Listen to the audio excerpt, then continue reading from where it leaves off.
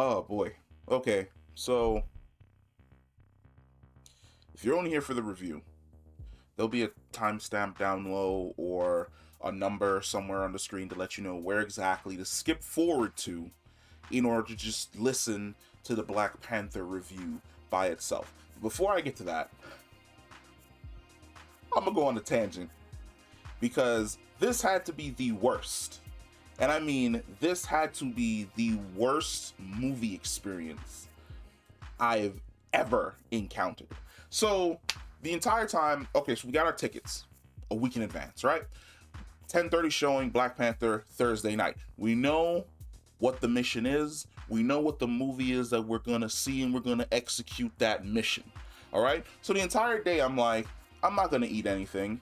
I'm going to nitpick a few things here and there, but for the most part, I'm going to get full up on like hot dogs and fucking popcorn when I get to the movie theater. And I'm going to, drink a big old gallon of fucking soda, and I'm going to have my goddamn candy. I'm going to have a whole lot of fun.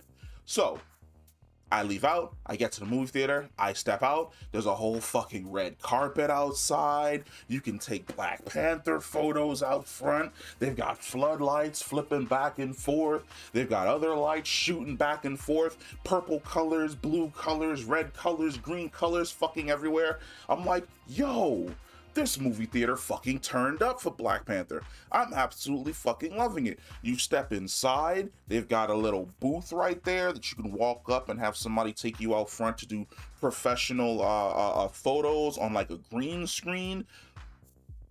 I'm having a blast. All the different African American people all around me. Not even only African American people, but we had people from every culture all around me here to celebrate Black Panther. You had the geeks over there with their Black Panther fits on. You got the other cats over there with the Black Panther hoodie on to make it look like they are armed up. T'Challa. You got a dude over in the corner who looks like M'Baku. You got another guy over here who came completely in cosplay dressed as the Black Panther. Then you got the people coming out of the movie theater in the African drip, and I'm like, this is gonna be a fucking experience. I'm gonna have an absolute fucking blast here.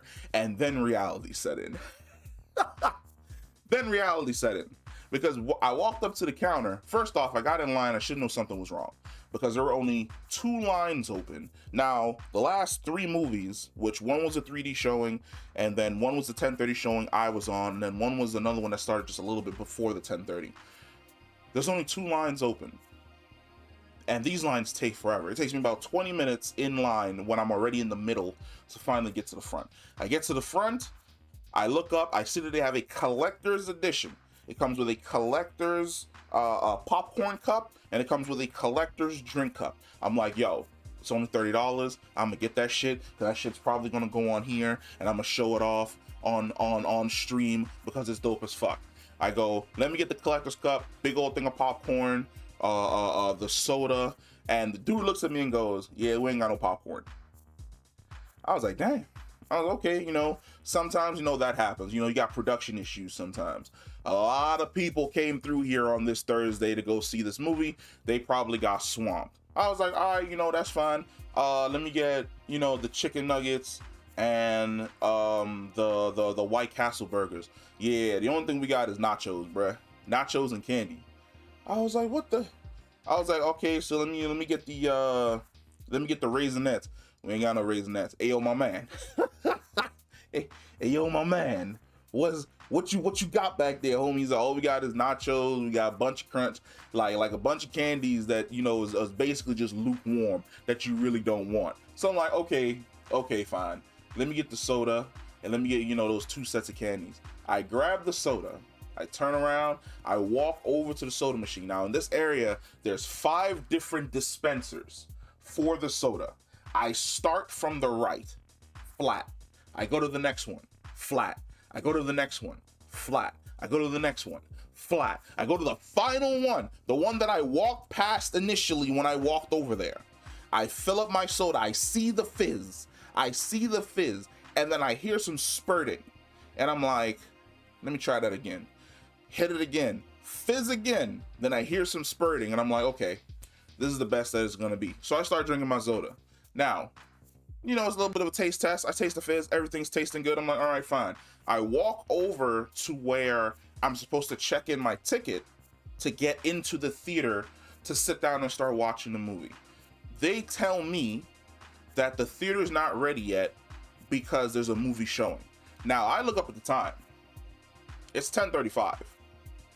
My movie was supposed to start at 10:30. So what you mean by there's a movie already showing inside the theater before I even get over there?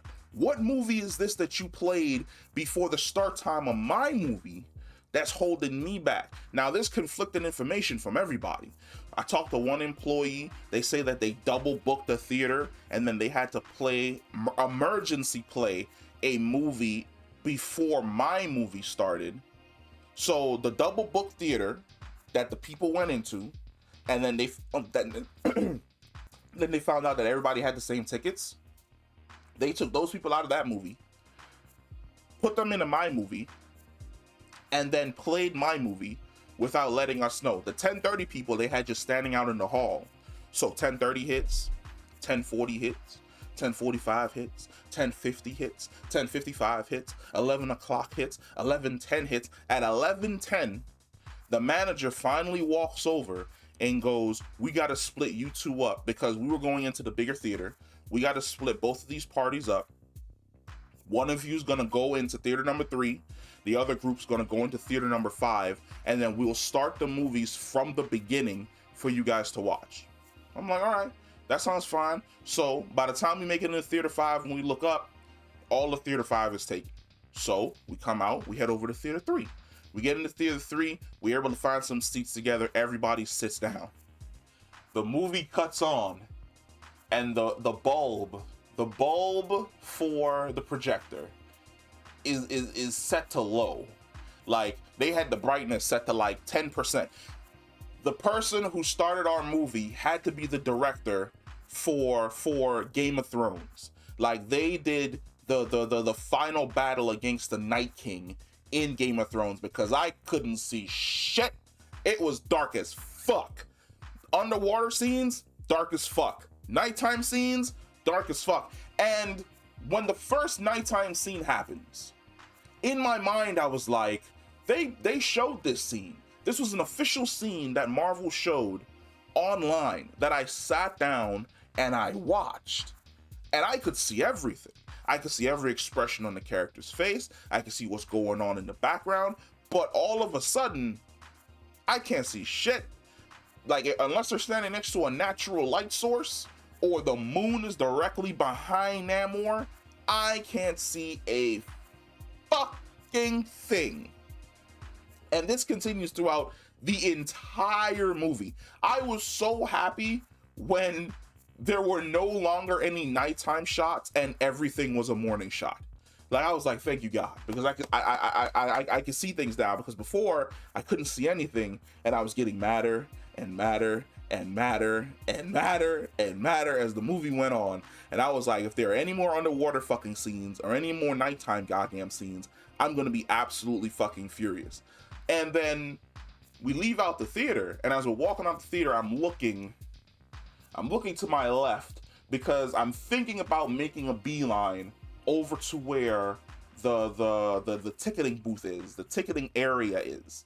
And as I'm looking over there, I hear from one of the people that's over there, "What do you mean the manager's not here and we can't get a refund tonight?" And I was like, the manager rolled out, shut down. There ain't gonna be no motherfucking refunds. Everybody take your goddamn ass home. I was like, you know what? I'm just gonna go to my motherfucking car. Usually me and my friends do like this whole, we stand outside the theater for like a whole fucking hour, but they had to work in the morning. Like, we were under the impression that we were gonna get out of the movie theater at around 12-ish, 1-ish. And then, you know, they're working for like 7, 8 o'clock, 9 o'clock in the morning. So when we got out of the theater and it's fucking damn near close to 3 in the morning, because the movie fucking started late, everybody was just like, yo, we gotta go. Like, we gotta get the fuck up out of here. I was supposed to record this last night. Instead, I brought my ass home, and as soon as I got inside, I just went the fuck to sleep. Because that is what was fucking needed. Across the board, 100%. Because I needed to mentally reset so that if I went to review it last night, I didn't instantaneously just tear this entire fucking movie apart because I was just angry at like some extra shit. But I'm not gonna tear it apart because I absolutely love this fucking movie. And this is where the review starts. This movie is great. Now, I'm gonna have to see it again because it's really good. There are some fantastic, and I do mean absolutely fantastic, if I can fucking find it. Oh, there it is. There are some absolutely fantastic. I gotta use my phone. I gotta use my phone to basically look up the we're probably just gonna edit this out. We're gonna edit this out. We're probably not gonna edit this out because I don't edit shit out anymore. What the hell is it?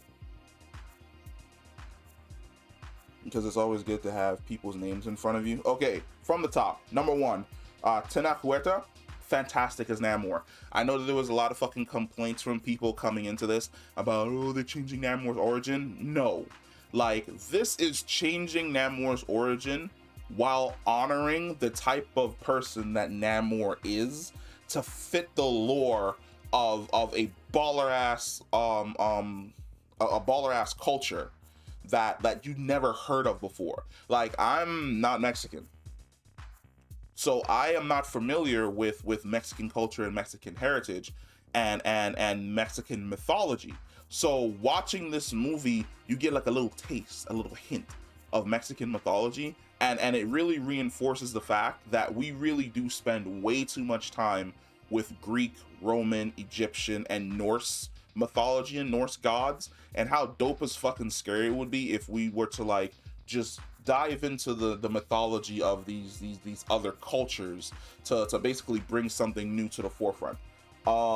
Letitia Wright as Shuri, fantastic. I talked shit about Letitia Wright super early on when there was the conflicting reports about her not wanting to be vaccinated and holding up production, and some things that she had said about working for Disney and about coming back for Black Panther and all this bunch of shit. And it really, and the question I had to ask was, could Letitia Wright carry the story in her own right by herself? Yes, she absolutely fucking can. She ate in this movie. She ate up every single fucking scene that she was in. Just emotions, like the pain of losing somebody that you love, and not knowing how to basically control or understand or deal with those emotions and those feelings, dealing with an existential crisis that threatens your home and the other people that you love, suddenly being thrusted into a position of leadership that she has to essentially lead Wakanda through like a really dark time in what could be a really big war. Yes, Letitia Wright does a fantastic fucking job as the lead actress in this movie. Angela Bassett, mama, oh my god. Look, if Angela Bassett isn't put forward for some type of award in any way, shape, or form, because Queen Ramonda went from a support character, and in this one she kind of still is a support character because we're really supposed to focus on Letitia Wright's journey. But damn, if there's one thing I'm gonna say, man, like, black girl magic, black woman magic, because when she is on screen, you are fucking captivated. There's regalness, there's elegance. She walks in, I damn near wanted to kneel down, even though in Wakanda, like, we don't do that here.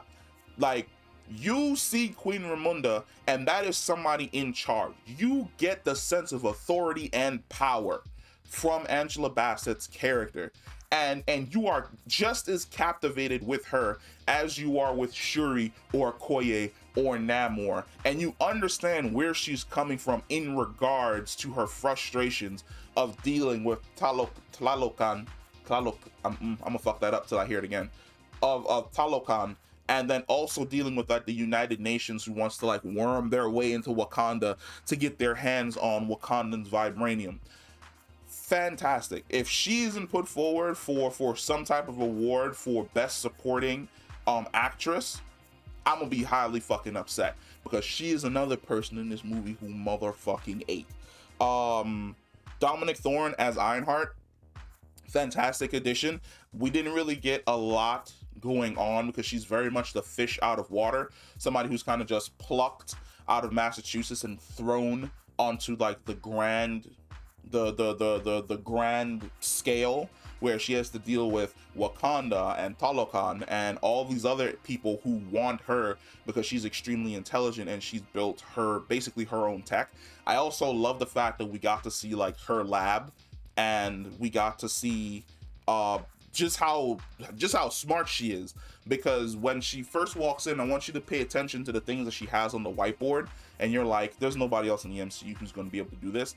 And I'm really wondering if those schematics that she has up has something to do with the Armor Wars movie that we're going to be getting with Don Cheadle, because I really think that it's going to be a combination of Ironheart tech and Stark tech that's going to be wreaking havoc in Armor Wars, and Rhodey and her are probably going to have to team up in order to shut them down. At least that's what I'm hoping. I'm hoping that's the direction that it goes in. Who else do we have on here? We've got Mabel Cadena as Namora. Fantastic. We had Michaela Cole as Ineka. Not really a lot for the character that was going on, but when she was on screen, she looked as though she was having so much fucking fun as a Dora that I damn near wanted to put on the Dora ancestral armor and be up there fighting with her. You had Denai Guerrera as a Okoye. I love the direction that Okoye's character essentially goes in, because like I said, everybody's dealing with trauma in this movie, and I like the fact that that trauma is pushed to the forefront for the characters to essentially deal with, and then find new paths for them to go down and to essentially live. Lupita Nyong'o as Lupita, fantastic. Oh my god, the goddess herself. Because I'll tell you, man, when Lupita is on screen, you are focused on Lupita, because she is just the most beautiful person on screen that is just captivating you. That woman is a goddess incarnate, like across the board. Winston Dukas and Baku always be my motherfucking favorite. He's the GOAT. And then of course you had like a bunch of other characters like Alex Levignani as Akuma, Florence Kasumba as Ayo, Martin Freeman as Everett Ross. All of them did a fantastic job in this movie. I fucking love them. Story-wise, I would say that structurally, I don't think this story is as good as the first one. It's up there. It's really up there, as if, and it's basically apples and oranges, where you're saying, you know, an A+ is better than an A-. And that basically has a lot to do with how the story is essentially structured, because we spend time dealing with the grief of losing Chadwick Boseman and T'Challa, the Black Panther, and then there's also time that's spent dealing with setting up the coming conflict with Namor and Talokan. Something has to suffer. I definitely feel as though we should have, I don't know, because there's a part of me that, and this is one of the things I said, that it's really apples and oranges, because there's a part of me that says we should have spent more time with Namor and Talokan. But then there's also a part of me that says we should have spent more time with Chadwick Boseman and T'Challa and honoring his legacy.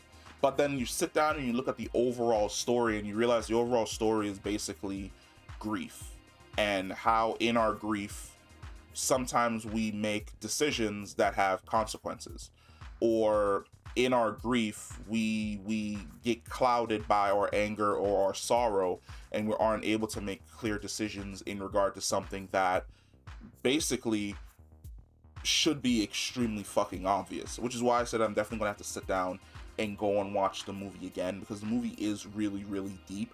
There are multiple times that I damn near fucking teared up and cried in this movie.